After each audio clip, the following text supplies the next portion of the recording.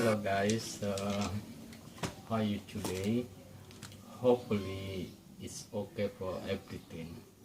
At this time, I would like to explain about introduction. How to make a great introduction in your essay, as we realize that introduction is part of the scientific journal. 1. To provide background information.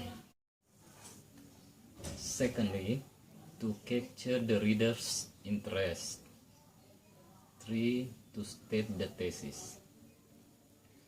The introductory paragraphs usually consist of the 3 parts: hook, connection or connecting information, thesis statement. Okay, I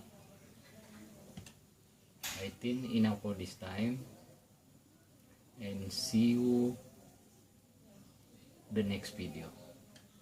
Bye bye.